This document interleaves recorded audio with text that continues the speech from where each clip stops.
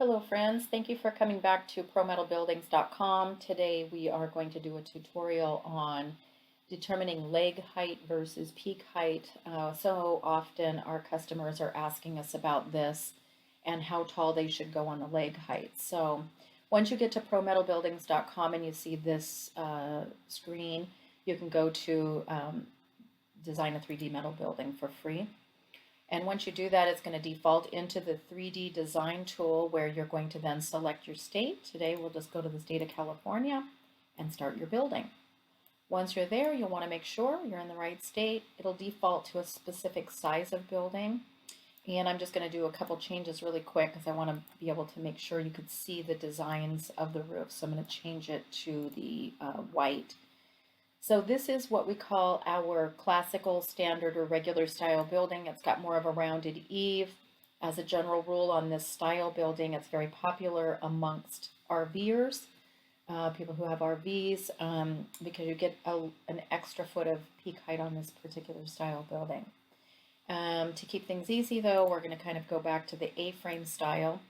This is the vertical. This is where the sheet metal ribs from the peak down. Instead of front to back, they're peaked down. There's a 6-inch overhang on both sides. Typically the front here, the gabled part, that is flush front and back, no overhang on that. So you can put gutters on this, and of course it kind of directs any water down and away from the building.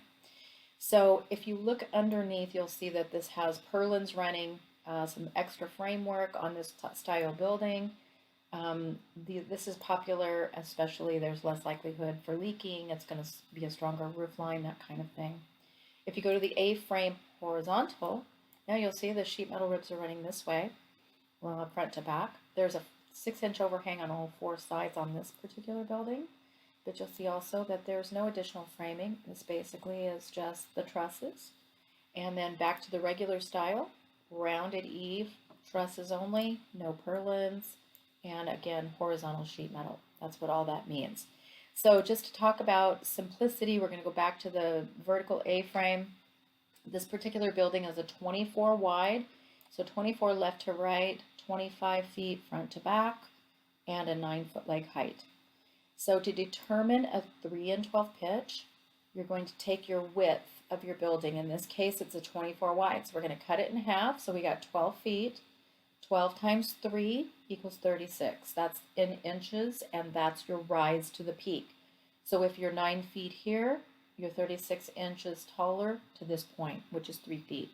So you'd be 12 feet to the peak right here. If you're a 4/12 pitch, same application. If you're 9 feet here, you're going to cut your building in half. So it's 12 now times 4. That should be 48 inches. So if you're 9 feet here, you got a 48-inch rise to the peak.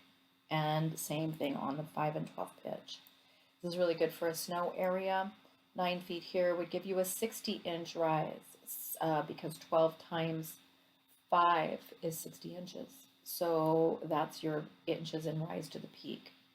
So that's how you determine that leg height. A lot of people also wonder about these braces and these center braces and the corner braces. Sometimes they can affect what you're doing there, but most of the time I find that people are away from the side far enough where by the time their highest item on their RV or boat or what have you is usually 2 feet or 3 feet away from the side.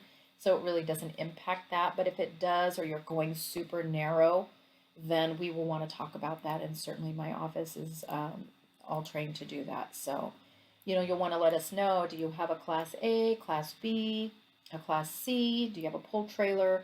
All of those things are important to know when it comes to the height of your building. So this tutorial was just to talk about those basic things. Once you've designed your building, just to kind of let you know, you can click this banner here and it will give you a list of everything. If you're in a snowy area and you're really wanting to know what your snow requirements are, you can click this link here and it'll take you into a website that you can plug your address in and get some information that way. We also have downloaded our engineering checklist. We always like to know that because if you're permitting then we want to know your wind and snow ratings and that kind of thing to make sure that we're giving you a price according. So if you're happy with your design, you just want to save it, click save, plug in the corresponding questions, and email it.